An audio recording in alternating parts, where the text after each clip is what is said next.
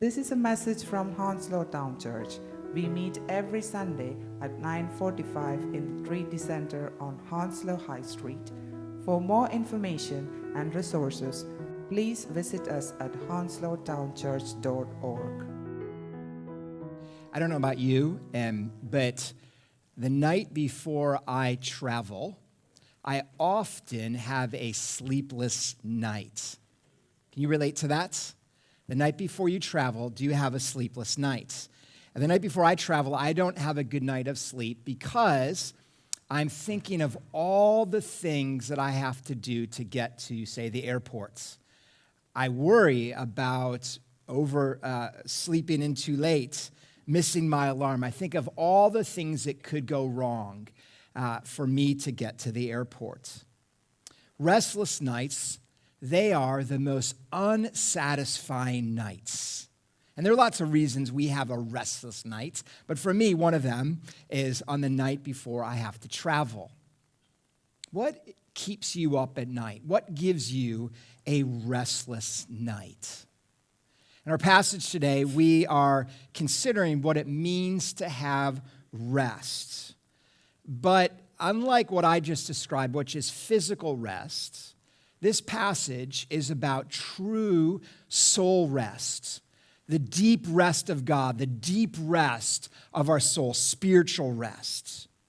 It's about having a deep contentment in life. And I think this passage is actually very timely for us as you think about the world in which we live in, because so many of us in our church, so many of us here, but so many of us in our world today, we live in a restless world. We live in a world in which many people struggle with anxiety. Mental health concerns are at an all-time high.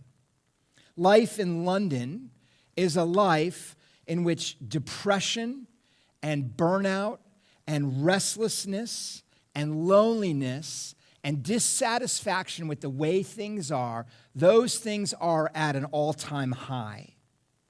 Life in the big city is one in which we think that if we can just do a little bit more, if we just took another shift and worked a bit more hours, then we might have enough. If we work a little bit harder and do just a little bit more, then maybe down the road, everything will be okay. Then and only then, if I just do a bit more, maybe I can finally slow down and finally find rest.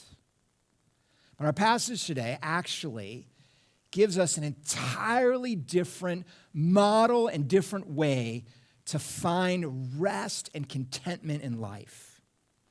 Jesus shows us where we can find true, lasting, and deep rest and contentment.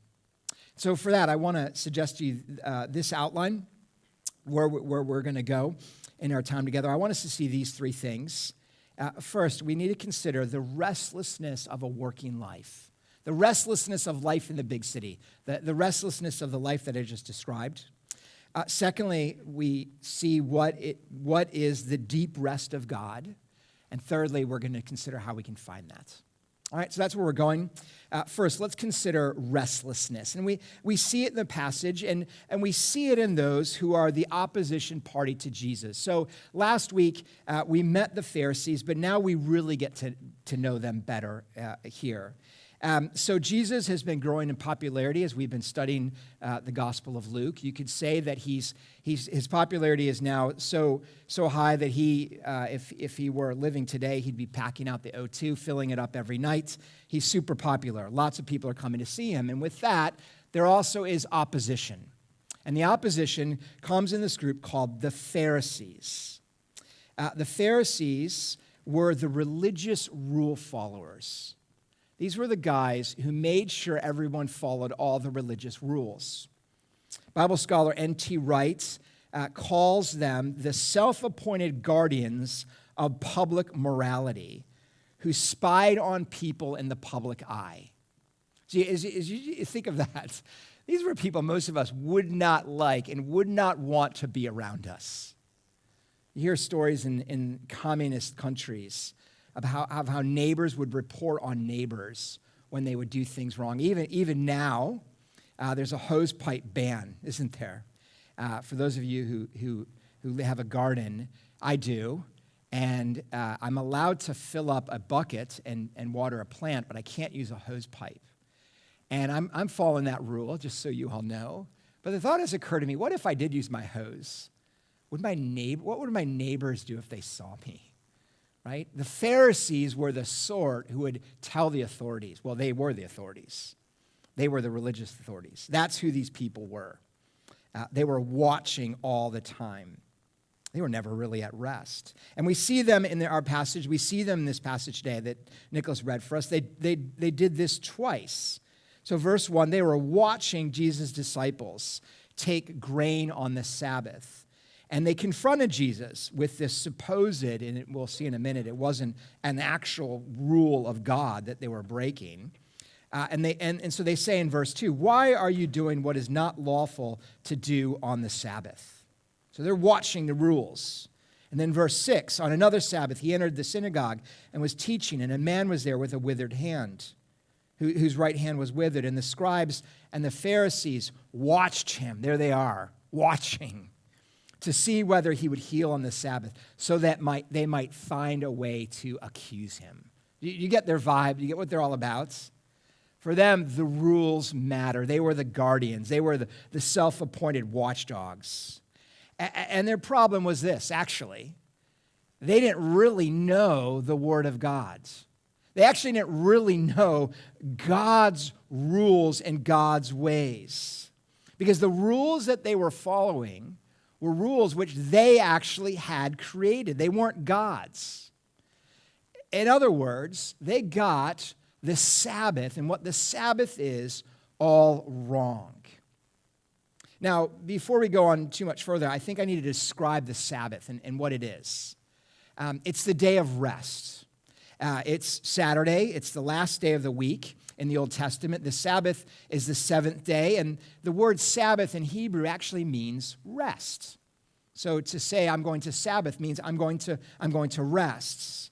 And we know that from the passage that was read earlier in Genesis. God made the world in 6 days. And on the seventh day, God Sabbath. He rested. Not that he was tired, but he stopped, he ceased his work. That's what it means to rest, actually. It's to cease work, and God enjoyed what he had done. He delighted in all that he had done. He looked over all that he had made, and he pronounced it as it being very good. He ceased his work in order to delight in it, in order to be glad.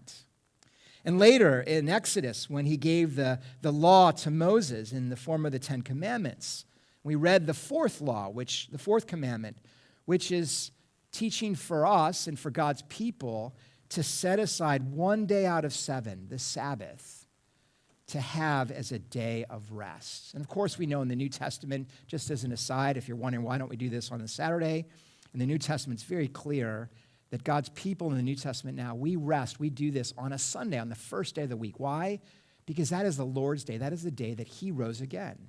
And so there was a change from the Old Testament to the New Testament. We rest on Sundays on the Lord's day. But all this is a gift to God's people. It's a gift to us. The Sabbath is a gift. Think of when God gave that to Moses, the context there. Here's how you can see it's a gift. God's people had been slaves in Egypt.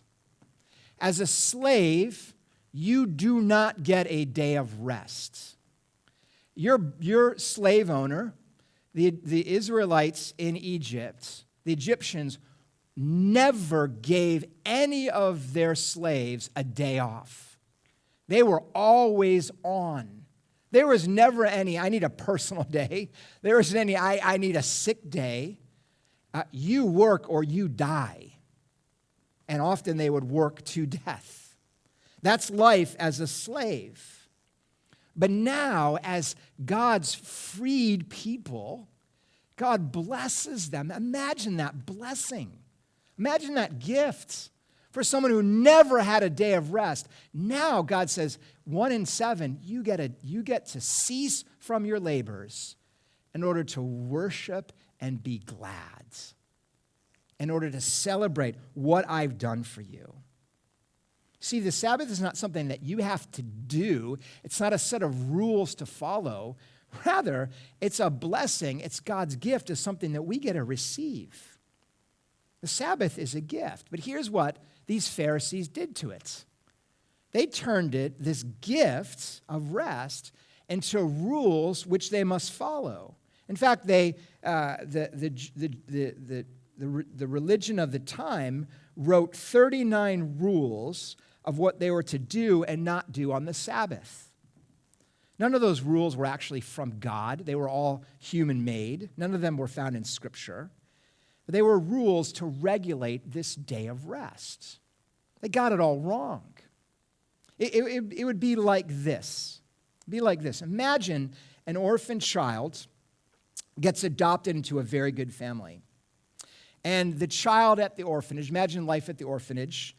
They were never allowed to play because they wanted to keep all the children calm. There were no balls allowed in this orphanage. And so this new family, the parents buy the child, this orphan child, now adopted, a football. The child had seen a football before, had always wanted to play football, and the child was now so excited to play. And this child, this orphan child, now adopted, had a ball, a brand new football, and it was shiny, and it was clean, a white football. And the other children in the family encouraged their new brother, their new sister, let's go play together. Let's go have fun together. Now imagine this. I mean, what a child should do is say, yeah, let's go play. But imagine this. This is what the Pharisees were like. They said, no. The child says, no. I want to protect this ball. Look how beautiful this ball is. Look how clean this ball is. We can't ruin this ball. This ball is great. It's a gift. Actually, let's put the ball up on a shelf so that it never gets dirty. Let's guard it. Let's protect it. Imagine this child never actually being able to enjoy what the ball is meant to do, which is to get dirty and to play with it. See, that's what the Pharisees were like. For them, this gift of God was no longer a gift. This day of rest became now a set of rules to follow. And here's the problem with rules. Rules never give you rest because they never say you've done enough. The Pharisees' lives were lives of restlessness. They were always on the treadmill. They were always spinning around, seeking to do more.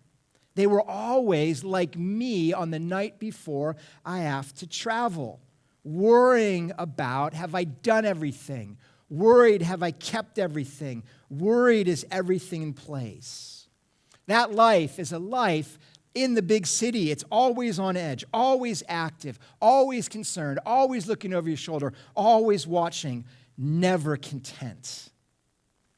These Pharisees never could do what God did on the seventh day, and that is cease and be glad. Cease what their labors are and enjoy. The term for this, the term to describe what the Pharisees are like, is the theological term is called legalism. Legalism is when you love religious rules more than God. Religious rules or God? Who do you love more?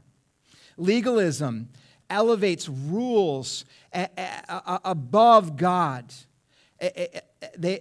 Legalism is all about following the rules. And when you follow the rules, and if you follow the rules, then and maybe then God might be happy. Then and only then might God bless you. See, legalism never gives you rest. Religious rules, the law, do not give you contentment of your heart. Do not tell you that you are beloved. Do not tell you that would never say to you, I love you. You are my beloved child. I delight in you. The law cannot say that. Religious rules cannot say that. But notice, alternatively, Jesus does.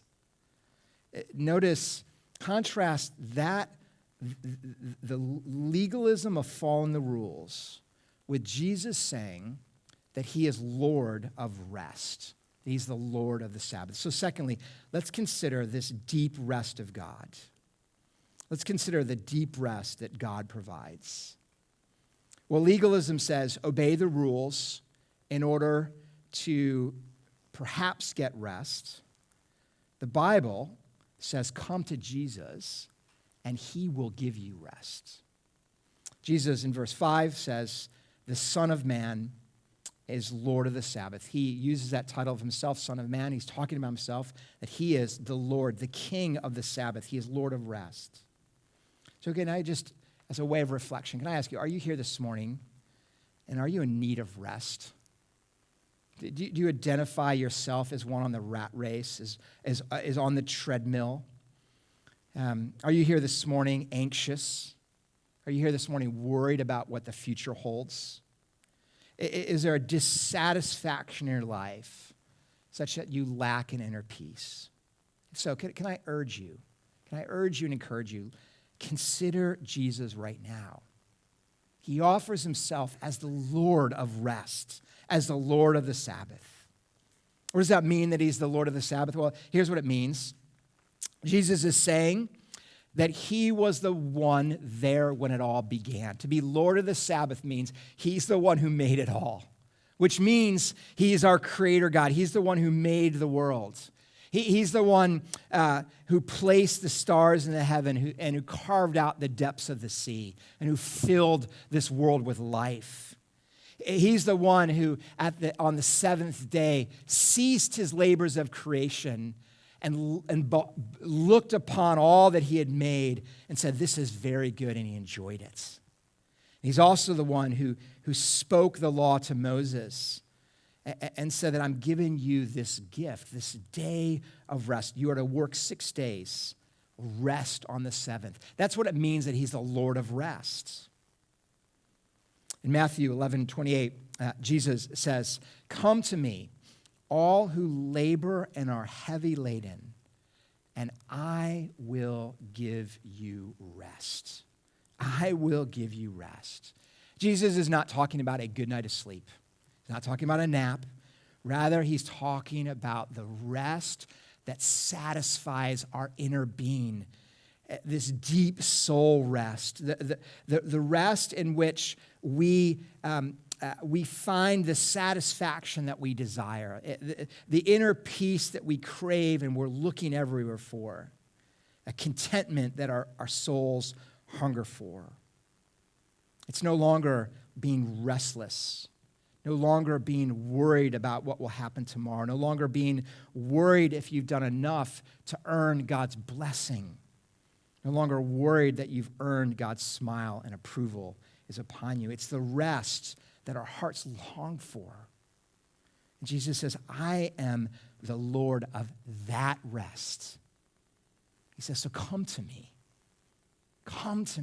and receive that rest. You know, Jesus twice in the Bible tells us that he accomplished this rest. Significantly, in the Bible, he worked in 2 significant ways. We've seen one already, his works of creation, and on the 7th day, he rested. But do you know there's another 7th day in the Bible? Yeah? On the 6th day, Jesus finished his work. And that 6th day is a Friday. 6th day is Friday. The 7th day is the day of rest. And on the cross, Jesus says, it is finished. And when he says that, he's saying, my work is done. Everything that I've done in this world, I've accomplished. I've lived the perfect life. I've labored and submitted and obeyed my Heavenly Father. I've been the perfect human. My work is done, and now I rest. And how did he rest? He died in our place. He rested in the grave. He rested for you and I. He worked for you and I in order that he would be our perfect representative. So twice, Jesus worked, and twice, significantly in the Bible, he rested. He worked because he worked and was the righteous one in order that we could have rest. He did what we are unable to do because we are broken, sinful people. He worked in a way, he lived in a way that we could not live. And he died and he rested in the grave in order that we would have, as his people, the eternal rest of God. And so, if he is the Lord of rest and he's the one who provides it, thirdly, it's right to ask, how can we find this? If you're here this morning wondering, how can you know this deep rest of God? This is something that is a question, if you're a believer, you should be asking this. But maybe you're here not a believer for the first time, and you could be asking, that sounds good. I want that. Because we live in a world now, right, that so much money is spent on therapy. Do you know this about the therapeutical industry, the therapeutical global complex? That it has grown, it will grow by the year 2030 to the amount of 300 billion pounds would be spent for therapy around the world. Our world today is crying out, looking for answers. 300 billion pounds would make that industry the 40th largest economy in the world. That is more money than the economy of countries like Chile and the Czech Republic and Finland and Portugal. A staggering amount of money today is looking for an answer. There's a problem in the world today. Jesus says, I am the Lord of rest. He's the answer that we're looking for. So how can you find this deep rest of God? How do you find rest such that we can cease to stop striving after the stuff that our hearts hunger for? Stuff like money and possessions. How do you find rest such that you stop worrying if you have enough? Such that you have a rest, such that you can say in the words of the hymn writer, and the hymn, we're about to sing this hymn, but here's a line from it. My worth is not in what I own. How do you find rest such that you can say that and actually mean it? Such that you can say, I don't need any more money to matter. I don't need any more money to be satisfied. When you recognize that money does not define me, nor does it satisfy me. Such you can say, God has given me enough. I do not need any more. I can cease my labors. I can rest. Or maybe you don't rest because you strive after honor and fame. Maybe that's the reason for your worry. So perhaps you could say with the hymn writer, my worth is not in skill or name, in win or lose, in pride or shame. That means you can say, I can stop working to establish a name for myself, to make my name great. Why? Because the gospel says I've been given a name by God. My identity is in him. My significance is in him. That's enough for me. I don't need to find a way, find a name, find an honor, find an is-it apart from what he has given me. Maybe you don't have rest because perhaps, say, you strive after physical beauty. So again, the hymn writer says, as summer flowers, we fade and die. Fame, youth, and beauty hurry by. That means you can say, God has made me as I am. And that's beautiful. And that's enough. That's just fine. How I am, who I am as God has made me is sufficient. And you can rest in that. And you can cease the worrying. Am I good enough? Am I beautiful enough? Am I significant enough? You can cease knowing that you are not just fine as God made you, but you are perfect in him. How do you find a rest such that those pursuits, which are a never-ending treadmill, the pursuits of money or fame or beauty, no longer have a grip and a hold on your heart? Because with all those things, there's no end. Those pursuits will never say you can rest. They will never satisfy. There is always a desire for more and more and more, and there's always a fear that you'll lose what you have. So here's rest. Here's true deep rest. Listen to the words of Jesus, who says to you, "Come to me, and I will give you what your hearts long for." He has finished his work in creation and on the cross. He's finished his work, and he said, "Be glad in what I've done." He rested, and he invites you to rest in him. So how do you receive this? How do you receive this? The answer is simple. To stop being the Pharisee. Stop being the Pharisee who trusts in yourself and who seeks to prove yourself by rules that you've made for yourself. And instead, rest in what God has done for you. Rest in the finished, completed work of Jesus. Stop being a Pharisee who trusts in themselves. Instead, rest and receive the gift of God. To stop being a Pharisee means you say to God, I have been laboring to prove myself to you. I've been trying so hard to be worthy, but I can't do it anymore. I fall short. And you turn to God and you say, I can't make myself rest. God, I need you to give me your rest. And you do that by turning to Jesus, whether for the first time or the 500th time. And you turn to him and you ask him, "Lord, help me to believe in you. Would you be the Lord of my life? Would I rest my life on you? Would I trust in you and your finished work? And would I receive from you all that my soul longs for? Would I know your rest?" Again, to the words of the hymn writer that we're about to sing tells us it tells us the answer. Here's its chorus. "I rejoice in my Redeemer, greatest treasure." There's the answer. Making Jesus your greatest treasure, the wellspring of my soul. How do we do that? Here's the answer. I will trust in him, no other, no one else, not yourself, not your money, not your beauty, not your honor, not your career, not whatever it is. I will trust in him alone, no other. My soul is satisfied in him alone. And when you are at that place, you will know the deep rest of God when you trust in him alone.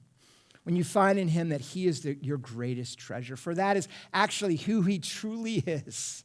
That's who Jesus truly is in all the universe. He is the greatest treasure. Can I ask you, do you know him in that way? Jesus is Lord of the Sabbath. He rested on the cross for you. He rested on the cross for you so that you might know the eternal rest of God today and in all eternity. Would you pray with me?